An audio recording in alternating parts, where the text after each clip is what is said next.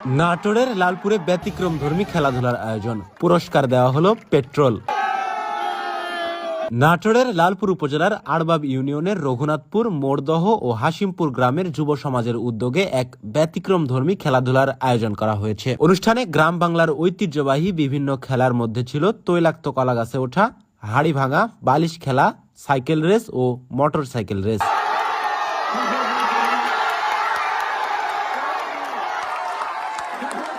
বিশেষ আকর্ষণ ছিল সাইকেল ও মোটরসাইকেল প্রতিযোগিতা।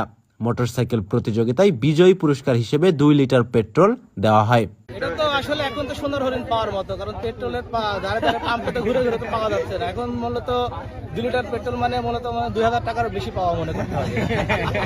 সাইকেল প্রতিযোগিতায় প্রথম হওয়ায় 1 লিটার পেট্রোল পুরস্কার দেওয়া হয়।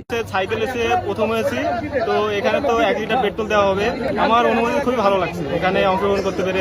বর্তমানে দেশে জ্বালানি তেলের সংকটের প্রেক্ষাপটে এই ব্যতিক্রমী পুরস্কার ব্যবস্থা স্থানীয়দের মাঝে বেশ আগ্রহ ও আলোচনার সৃষ্টি করেছে। আমরা সবাই দর্শক হিসাবে আসছি, অনেক ভালো লাগছে। আমরা চাই প্রতিবারই এমন উদ্যোগ গ্রহণ করা হোক। 26 মার্চ উপলক্ষে খেলা হচ্ছে, যুব থেকে মুরব্বী যাবতীয় লোকজন সবাই এখানে উপস্থাপন করছেন।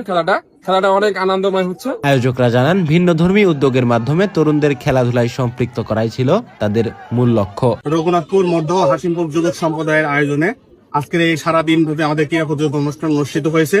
এখানে সর্ব স্তরের সাধারণ মানুষ, স্কুলের শিক্ষার্থী, ছাত্রছাত্রীবৃন্দ, এছাড়াও গ্রামের বৃদ্ধ বা মহিলা সকল শ্রেণীর মানুষ এখানে অংশগ্রহণ করেছে। এই খেলাটা মূলত আমাদের মাদক থেকে দূরে রাখার জন্য গ্রামের মানুষকে সকলকে একত্রিত করে যে কোনো অন্যায় অবিচারের বিরুদ্ধে আমরা সোচ্চার হব, এটাই আমাদের স্লোগান।